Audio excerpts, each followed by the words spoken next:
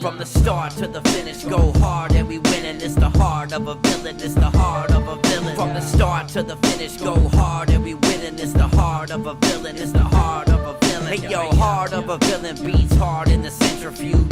Bearded BP, 100 interviews. All it takes is 2 mics and 1 line. This is Bearded Villains podcast worldwide. Driving cross countries, getting ball tires. Fam across ponds, always inspired. Chapters connect, and then it's on fire.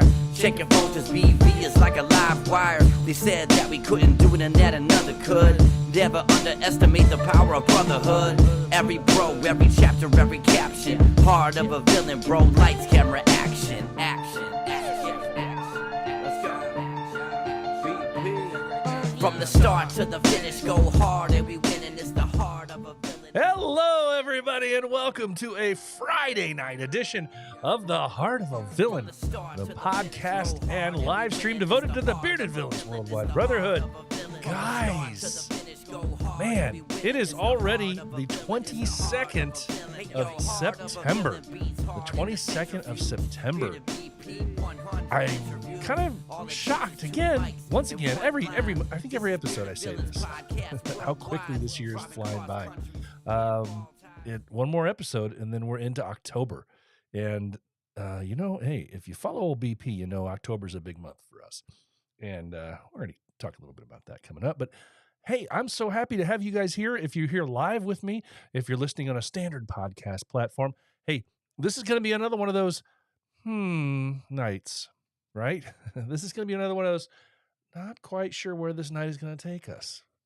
I have a couple of ideas. We don't have anything right here on the horizon this weekend going on. So I came up with I was trying to come up with a topic. I reached out to a couple people, and one of our brothers, I won't out him, but one of our brothers came up with the topic, helped me come up with the topic, and we're going to run with that. Suffice to say, he's north of the border. But he helped me come up with an idea. So I don't even know if he's going to be joining us tonight. Who knows? But we're going to be talking about it. So, I just wanted to say a couple things here. This is a kind of a weird time of year. And we're kind of backing down a little bit on some things. It seems like we're getting to the end of summer. We had this big spring and summer push with all these BV events, and now the World Meet overseas is done, and we've got ECM coming up for everybody that's on the East Coast. If there anybody else that's planning on going to the ECM, and a few spotty different events going on, but this is kind of like I've noticed this time of year. I start to see a little less and less activity within our chapters, and I just kind of want to kind of spur things on and just kind of encourage everybody to say, hey, this time of year, this is when we want to really prep for some of the charity things that we can possibly do in the cold weather months. This is some of the charity stuff that we can do when we're there. We're coming up on like a fiscal year for some people, for some of these organizations, and they're always going to need help. They're always going to need help and support in ways.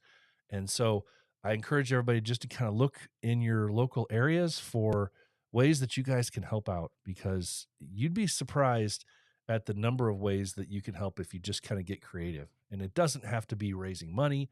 It doesn't have to be anything but just sweat equity. And sometimes that's the best way that we can do things. That's the best way we can get our name out there. And that's the best way that you can just get out and find a way to help somebody else out. You don't have to organize the event yourself. Said it that way. We've talked about that before, though. So this weekend, I know here in northern Indiana, we have tomorrow morning, we start off with the Relay for Life for the American Cancer Society. And this is something that we've done for the last several years. It's kind of unfortunately, and this kind of got me down a little bit today, because realizing that charity in general, and I don't know if this is kind of a universal thing. I don't know if this is countrywide. I don't know if this is a regional issue or if it's all over the world or what, but I've noticed over the last several years a huge decline in the number of teams that have participated here locally in this Relay for Life. And just to let everybody know, if you don't know what Relay for Life is, it benefits the American Cancer Society. And the whole purpose behind this event, as it was originally intended, was that you go to walk laps and you raise money as a team over the course of the weeks and months leading up to the event.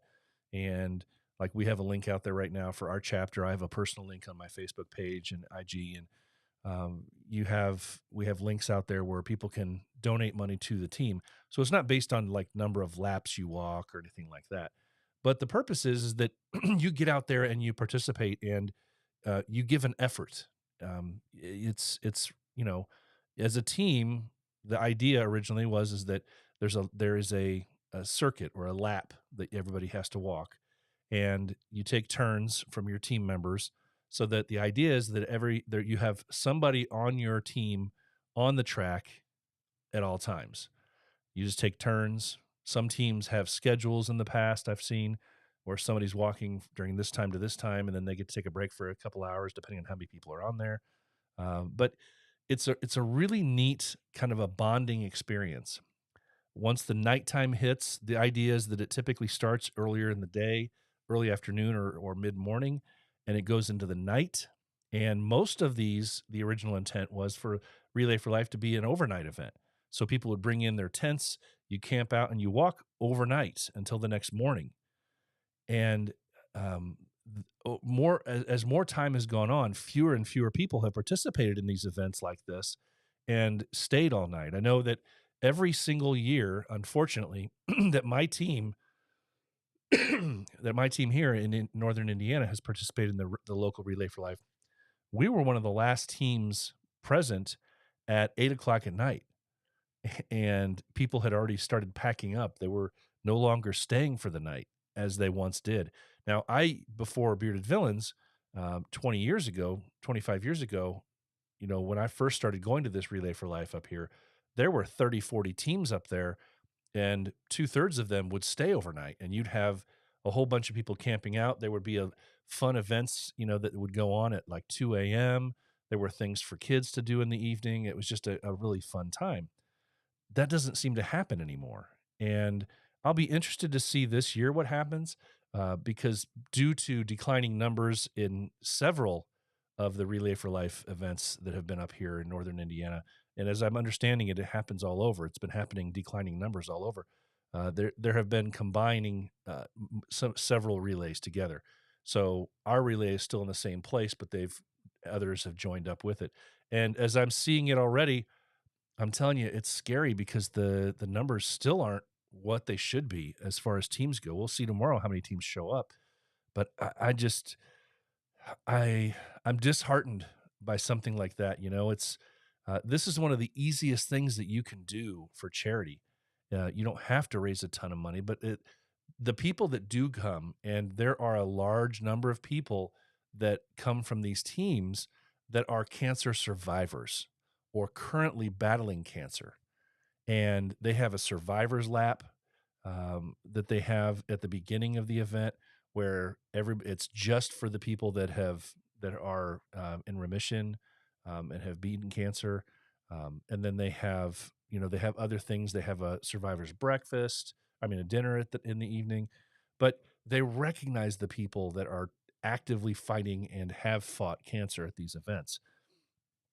And and then in the evening time, there's a luminary situation where everybody makes luminaries, which candle in a bag, and you can write on the bag somebody's name that has passed that you're honoring, or that you're honoring somebody who's fighting currently, in memory of all these things. And they line the entire track with these, and it's a very touching thing to see. But it used to be that the entire track was filled with these, and last year it was so sad that we just had a handful. It was just one straightaway filled with these luminaries. So um, I think what I'm trying to get at here is I want to encourage everybody that does listen to this thing to try and get involved in these walks.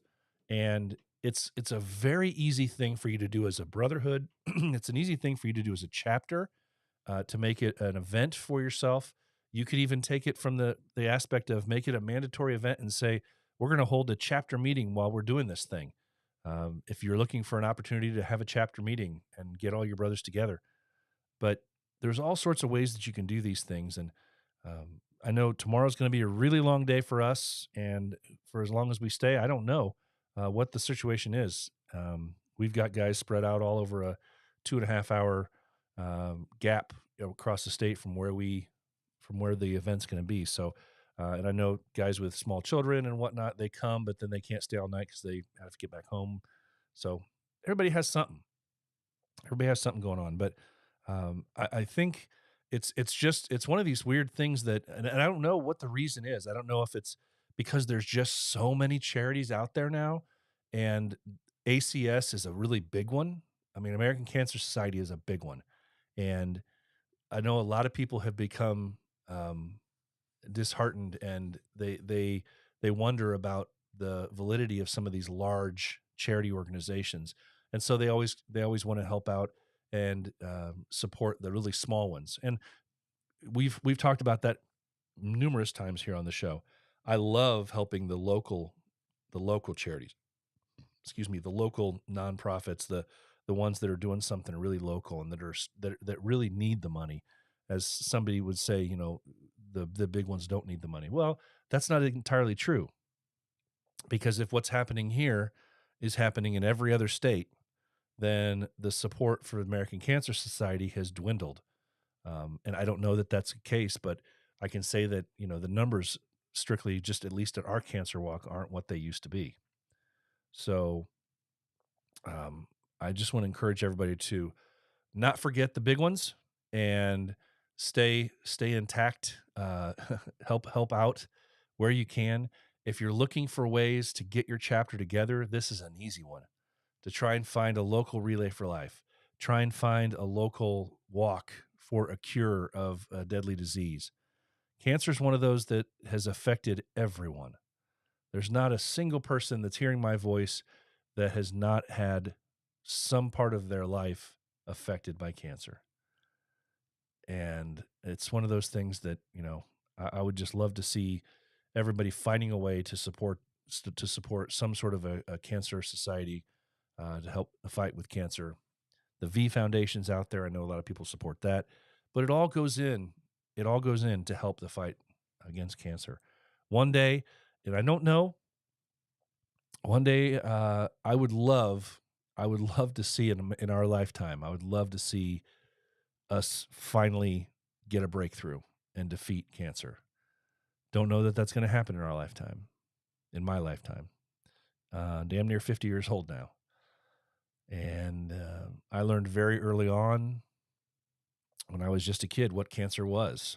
And like so many other people do, when you lose a grandparent or a parent or a loved one in some other capacity. So we all learn and we know that dreaded C word. But if we can stay supporting it, I think we can do a lot of good with it. So I'll get off that tangent now. But that was just something that was kind of weighing on me today, because I was out there this afternoon setting up, helping set up and marking off the sites for each team, and realizing, man, how big this thing used to be and how small it has become. And it's just a little sad. I want to go into the comments here real quick for the people that are here. I know we have a handful of people that have been in here commenting. Of course, we have Mr. Shifty Switchblade. How you doing, buddy? Rababa is here as well. Happy morning time over there in England. Wayne, Mr. One Feather, is here as well. They've been chatting it up pretty heavy, those three guys. Jacked Up Leatherworks is also here with us, hanging out. Says good times here. We were talking a little bit and trying to give a little bit of support to a brother here when we started talking about cancer, man. And we've one of our brothers here that's in the comment section here, Wayne. Somebody asked him, "How you feeling, buddy?" He's in that fight, not doing too bad. One more week of treatment, see what happens there. Prayers out to you, buddy. Prayers out to you. So yeah, Shifty says he's seen it too. He's seen it too. Sad to see Relay for Life not as busy as it used to be. Yeah. Right. So what I wanted to do real quick while I've got some people paying attention still around, I want to go through some merch items, a couple new merch items that we've got on the board, and just a real quick rundown of some of the calendar of events that we've got, and then we're gonna start a discussion about here it is. We're gonna start a discussion about patches, and just ironically, I know some of the people that are here in the comment section I know that are watching, and I know there's some people watching that aren't in the comment section as well that collect patches. My question, though, is how do we feel about patches in general? About their use, about their necessity, the positives of the patch game, as we call it, the negatives of the patch game, as we call it. And then I'll have another question to stump people with after we get into that. So everybody that's here with us live, start thinking about what you want to say about that when we get into that in just a couple minutes. The patches, is it good? Are they bad? Are they evil? What's the deal with patches? Hey, let's get into our merch real quick.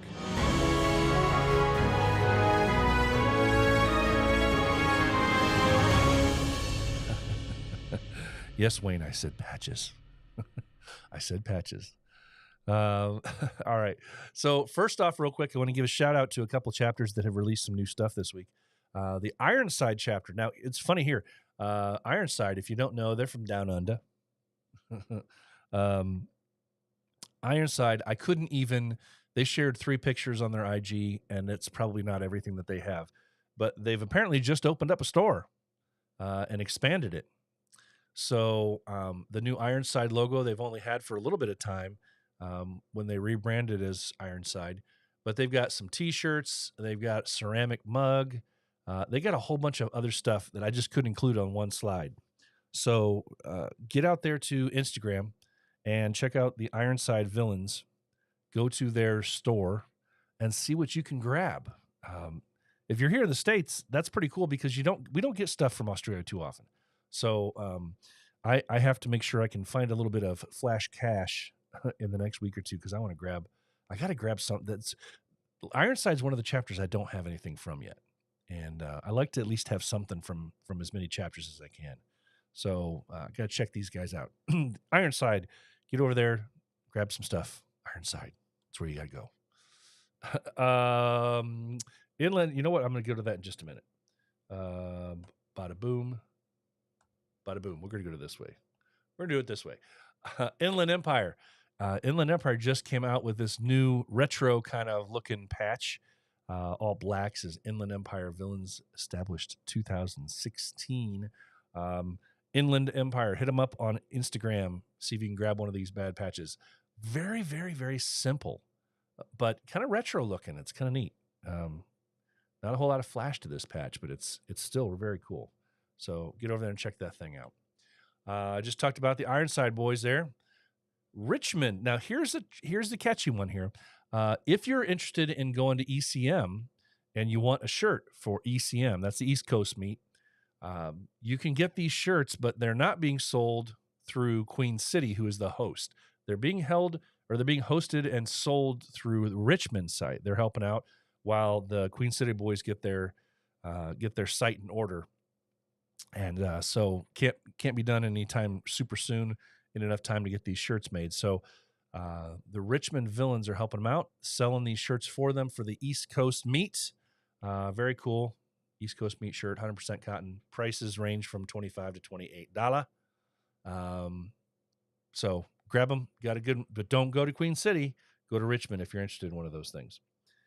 And that's what I've got on the board so far. Looks like. Hey, what do you know? So that's chapter merch.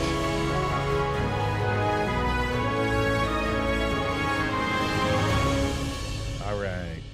Now, we got a couple things that popped up this week. One or two new things that I did not have on the calendar last week around. So let's pay special attention to some chapter news. All right. Chapter news. First up, ECM. I believe this is the next one on our list. The next big event that we've got on BV Circles. It's just in a couple weeks now. Is that 3 weeks? If my math is correct. October 13th and 14th. It's in Charlotte, North Carolina. Queen City is your host. They've got a flag shoot at 1 p.m. on the 14th, a meet and greet at Pins Mechanical on the 13th. That's Friday the 13th. Friday the 13th. That's the next Friday the 13th. Those of you who like to get them Friday the 13th stamps of approval as tattoos, get out there and get those. Don't forget them. Queen City, ECM, October 13th and 14th. Next up after that, we've got now, here we go.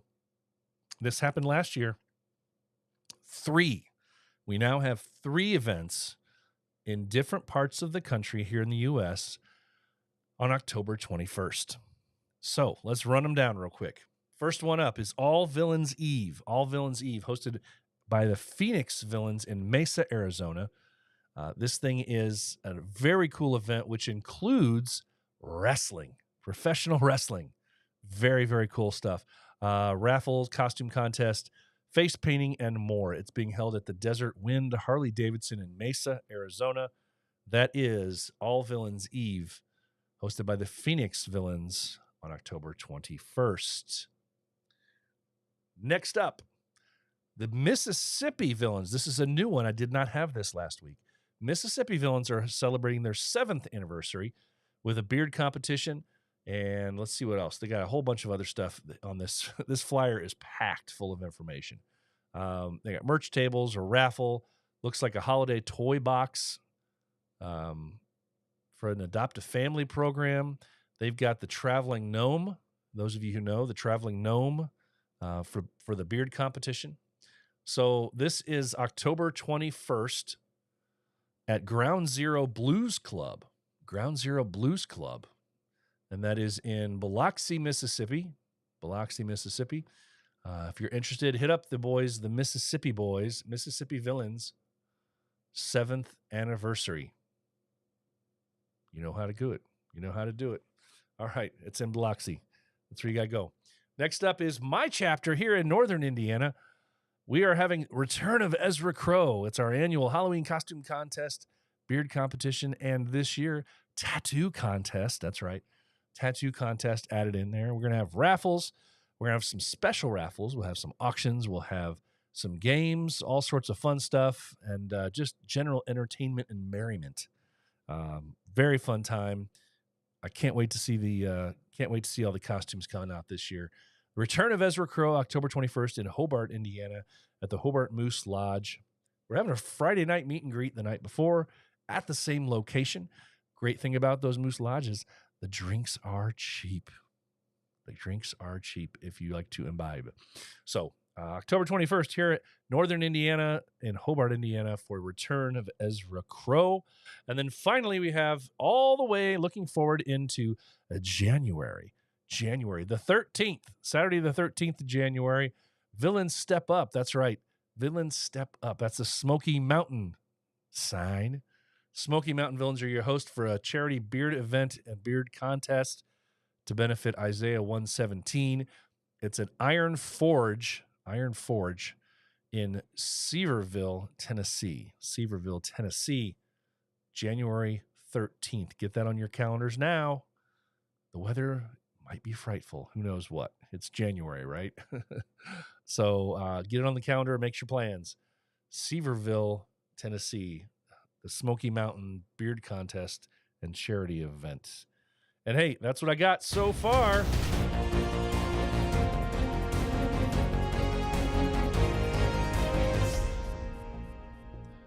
All right. So the question I wanted to ask We're talking patches. We're talking patches. And I got a box over there full of patches. Got a box over here behind me or this way behind me full of patches. I got another box over here behind me that is full of gift patches, gifted to me from brothers and sisters. Those are ones I'll never get rid of, but it's a crazy, crazy thing, right? When you first get into BV, the first thing you notice is patches. And you just were like, oh, I want to collect all the patches. Then you realize how great of a challenge that is, because there be some patches out there. And then you get into a whole it's funny because one of the greatest explanations I've heard was actually from Maddie up in Okanagan, up in Canada, when we were talking about patches one day, and he referred to it as there's a whole side economy when it comes to patches. There's like a whole different currency when it comes to patches. And you quickly find out that that's true, because there's old patches that you want to get that are hard to find. There's new patches that are really cool. There's patches that come out that don't really look that cool, but sometimes you feel like you have to get them because you have all the other ones from that chapter and you want to keep the collection up, which kind of seems like a cop out, because I've actually heard, I won't say who, I will not say which chapter, even if anybody gets it, but I once heard from a chapter member who told me that he wasn't really happy with their most recent chapter patch. And this was not this year. This goes back a little ways, but he said he wasn't very happy with the way that the most recent chapter patch had come out, but he didn't really care so much because he knew it would sell, because people want to keep the collection going for their chapter patches. Which, I mean, okay, I kind of see that, but in a way it's like, what are you doing? I mean, we all have reasons for putting things out, right? Putting merch out.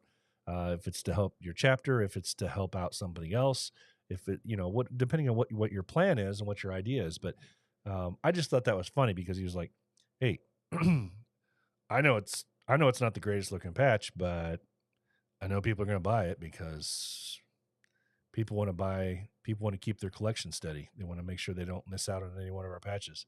So it's almost like you get a mulligan. It's almost like you're like, we're going to toss out a crap patch just to see if anybody gets it, and we know it'll sell. I'm not so sure about that, because I think there's times where you're like, I look at a patch and I'm just like, yeah, no, I just don't, no, I don't.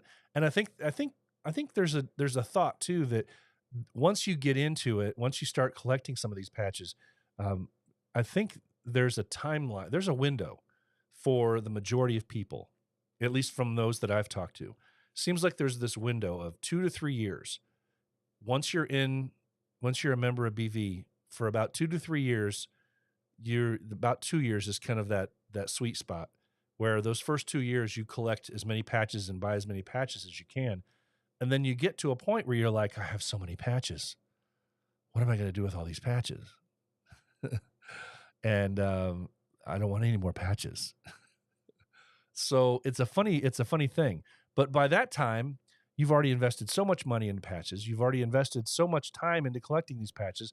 Then you see this chapter, a perfect example of what I was just talking about. You see a chapter come out with a new patch and you're like, I don't really need that. I don't really want that, but I'll take it. I'll buy it because I already have the other 7 patches that they have and I don't want to break up the set. It's so weird. It's a very strange thing that we get into. I know we have some comments here talking about patches in here. I'm going to bring up some of these comments here that we've talked about. I have not pre-read these, so I'm just going to be bumping through these as we go. Wayne says, I think some patches is a good way to help out a charity, and you get something back to remember what you've done for charity, and you wear the patch proud on your vest or whatever. Yeah, I get that. I totally get that. Rob says, patches have lost my interest. See, it's the other side of the coin. Chapters are pumping them out left and right and center. And he's got the center with the E on there for the English. The quality is way too varied and costs are going up. They used to mean something, not so much anymore. That's exactly the side of the argument that I just was saying. It's interesting. Rob continues, there are some patches that still hold some meaning to myself, but that's mostly due to personal connection to the patch, chapter, person, or cause. Yeah, 100%. That's true. But it's still that need out there, right? That you want to, that some people just want to collect all of the patches from said chapter. And it could be a chapter that they're an honorary member for. It could be a chapter that they've visited several times before, and so they feel indebted to them, that I need to buy your chapter patch. But yeah, there's there's absolutely a side to this, Rob, like you said, that there's certain chapters, there's certain groups that are pumping them out all the time. It seems like a new patch is coming out. And then they wonder why this patch didn't sell so well or this patch didn't sell so well. And I just think we need to be aware of that and stay on point with it. Rob says, say this about patches, as I've just sent my new gift patch off to the maker. Yes, yes. Gift patches are one thing. Gift patches are a totally different thing, really, when we're not talking about that. So, hey, Puzzle, good to see you here. Puzzle's hanging out with us now. Um, yeah. So, but then this brings up the other question too. Um, and I know this group of people that are in here commenting right now will have a good answers to this. But if anybody's listening too, after the fact, this is just a good query for us to question. And I'll say this and then take a sip of this fine whiskey as you ponder the question. And that is, are the merch / patch / trading rooms, are all of these rooms where these patches are traded and sold, are they bad for chapter sales? Are all of these rooms that we have out here for trading patches and buying patches and whatnot, are they bad for chapter sales? Think about that for a second.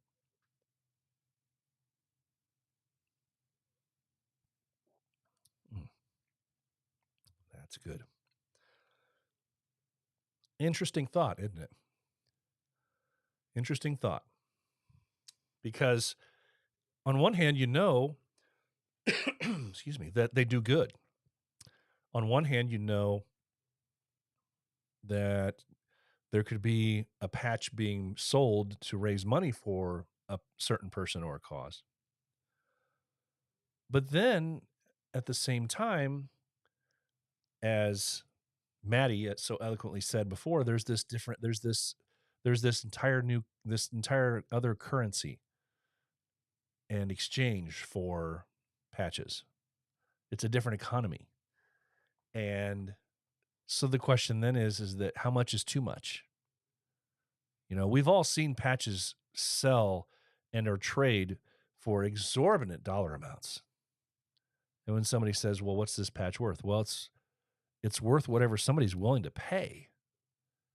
But it reminds me now, it reminds me of, you remember if you were around in the early 2000s in late 90s for the Beanie Baby craze, any one of those limited toy things. And now the big kicker is that so many chapters are coming out with limited run patches. They're only coming out with, 50 patches or 100 patches at a time, which is fine, but that increases the problems that you may have on the back end where, patches are going up so much. And then people are spending so much time and money buying these other patches on the secondary market, as we call it, that they're not supporting the chapters directly anymore. That's where I see the downside to it. That's where I see it potentially hurting. Rob says the secondhand market is sadly now full of profiteers, inflated prices, infighting, backstabbing, and underhanded dealings. Yes, it has a knock-on effect of chapter sales. Yes, it does. Absolutely. Puzzle kicks in here. Merch has nothing to do with sales or patch rooms. People are what suck. That should be big bold print right there. People are what suck. They can't be civil or understand what they are around. Yeah, exactly. Exactly. Wayne says, never sold a patch to anybody for over $15 no matter what it was, and I never will. That's just me. Hey, good on you, man. Good on you. Uh, Rob said what I said, but he said it in English. I love it. Yeah, that's the thing is that there is this question, right? I mean, sometimes you see these things happen. You see a patch, in these rooms sell for, $100 or way more than that sometimes, just because it's an old patch and somebody wants it to keep with their collection so that they can have a collection. And it's a perfect example of, like Rob said there, profiteers. These aren't people. These aren't situations where people are buying or are selling in most cases on this secondhand market when people are trading and trying to anybody posts an in search of looking for this patch. Somebody else comes up and says, I've got that patch. And then they go one to one and you find out later that they had to sell the patch for like 50, $80. Okay, but where's that money going? You know, I mean, I'm not here to condemn somebody simply for that because maybe somebody's just trying to be nice and help somebody out and get them the patch that they wanted, that they no longer needed, but they wanted this limited or hard to find patch.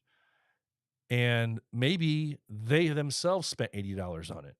And so they just want to get out what they can, what they got out of it.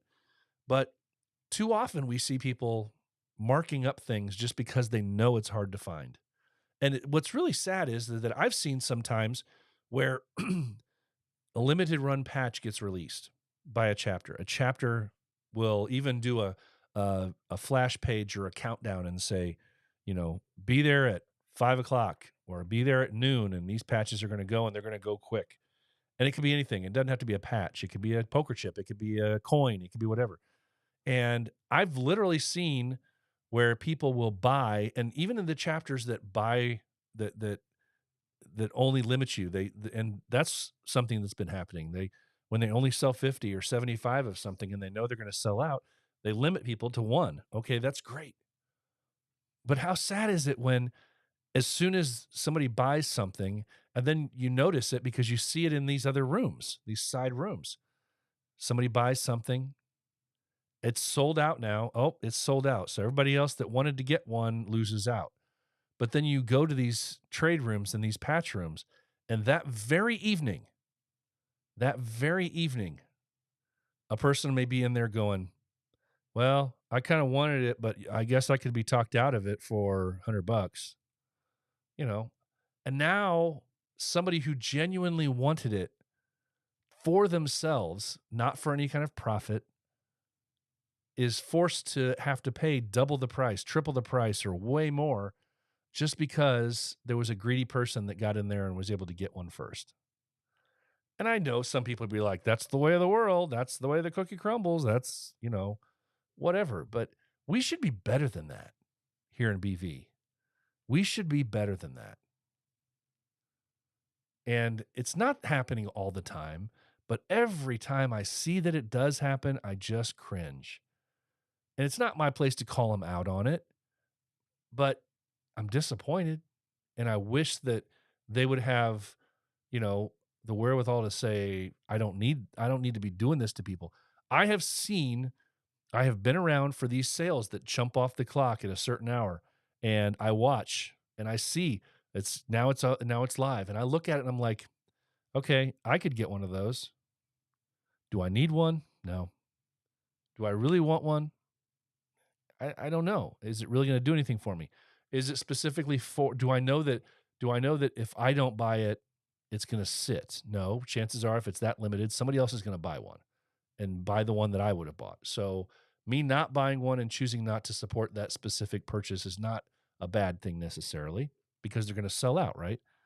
But I've held back and not bought things because I wanted to let people that might really want it that really have an attachment or something like that.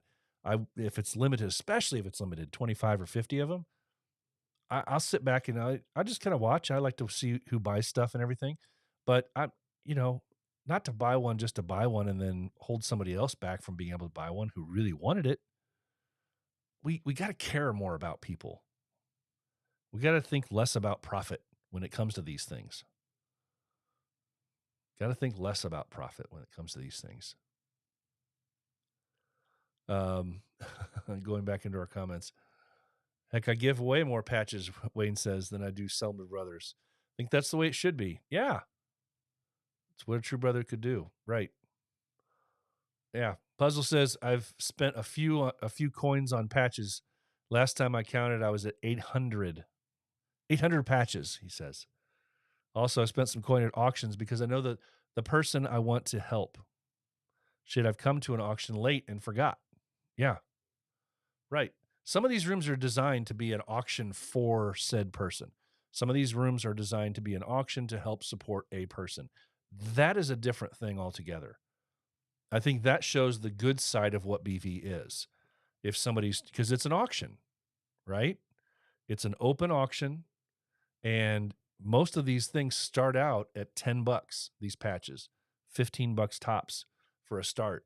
And yeah, if people want to bid them up, that's fine. But that money doesn't go sit in somebody's pocket for profit. It goes to help somebody, because most of those things, those rooms and those auctions are set up with the sole purpose to help out somebody who is in need of money for some sort of hardship, some sort of health condition. That's, I think, different than somebody just trying to get the most money that they can for a patch to line their pockets. Two different things altogether, I think. Puzzle says, I have set of patches gifted by Wayne. Yeah, that's how it should be. That's how it should be. So that was just the thing I wanted to talk a little bit about tonight. I wish there were more people here willing to talk live about it, but I just, it's one of those things that I don't think it's ever going to change. We're not solving the world's problems here talking about this. But I wish that it could change. I wish that the people that are those that are behind the idea of, I'm going to try and sell this thing for as much money as I can. And I would much rather, here's what I would much rather see. If somebody's trying to offload an entire collection, if somebody's trying to offload their entire collection, then what I would love to see is, if they are concerned about money and they at the very least want to try and get out something back, just what they're just recouping the years that they've spent collecting something, then I would reach out to one of these rooms, one of these auctions that's trying to make some money for somebody. And I've never done this. This is just completely off the top of my head right now. And I know that there's some people in the comment section right now that have been involved in these auctions before for people. But I can say this. If I were running one of these auctions, if somebody came to me and said, hey, I don't need my collection of patches I have right now. I no longer need them. They're not doing anything for me. They've been sitting. I haven't even opened up the box that they're in for over a year. They're just sitting here. And I know that there's some in here that people would like to collect. I would like to donate them to the auction. But I feel that I need to get some of the money. I need to recoup some of the money. If somebody came to me like that, yeah, people might look at that with an eyebrow up and go, "Really? You're going to donate, but you want something back?" Well, if I'm going to donate, if somebody were to come to you and say, "I want to donate 100 patches," right? All I'm asking for is, I would like to get $100 back. Well, if you're going to donate 100 patches and the average purchase price of each patch is $10, that's $1,000 if my math is correct. If somebody's going to donate 100 patches to charity and all they're asking for in return is 10% back just to recoup some of the cost that they had from over the years, that still gives you a $900 profit, I'd be all over that. If somebody wants to do that, even if somebody wants to do half, they're still giving you $500 essentially or more, because you never know how high those things go. I would much rather see somebody do that. I would much rather see that. Because all that person's trying to do is just recoup. They're not trying to profit.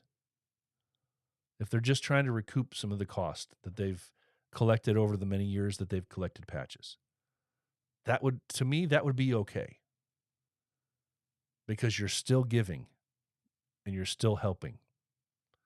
So nobody expects people to donate a straight collection of 100 patches or 200 patches or whatever that you've collected over the years, but I just think we need to be more aware and a little bit nicer about things like that. And, care for others' pocketbooks a little bit too. Money's tight right now for a lot of people. Money is tight. And I think that's the other reason why patch sales aren't going as well as they are. But there's some chapters that still put out 2 or 3 patches a year, and that's all fine and well. Good on them. But when we get to these secondary pages, when we get to these markets and things like that, I wish that there was something that could be done. And if you're one of them, I would just like to say, kind of look at yourself in the mirror, kind of check yourself a little bit. And is that really what this is about? Is that really what this is about, to make money off of your brothers? I don't think so for me. And I couldn't on good conscience do that. So I'll leave that at that. And hey, we'll call it a little bit early tonight. We've been on for about 45 minutes. That's good enough for tonight, right? It's a Friday night. And we'll just let everybody get back to their stuff, or Saturday morning for you over in England there, Rob. But, yeah, do better. Do better if you're one of those people. But hey, what else do I got to say? That's it, right? Go out and have fun the rest of this Friday night, Saturday morning if it's you, Rob. That's going to wrap up episode 193 of this here show. I'm going to challenge you guys, as I do every week, to be the villain that the world needs you to be, because the heart of a villain never stops beating. Most important words I say to you guys every week. Please remember them well. It's okay not to be okay. If you are hurting, please find a brother to talk to. Remember, it's okay not to be okay. Hey guys, have a great Friday night. Enjoy this weekend ahead. If you want to donate to my chapter's cancer page, hit me up. $5 helps, $10 helps. That'd be great. Help our team get those numbers up. Until then, I'll see you next week for episode 194. Sounds crazy. 194 next week, guys. It's also going to be on a Friday night. So I'll see you back here next Friday night for episode 194. Till then, take care. Stay safe.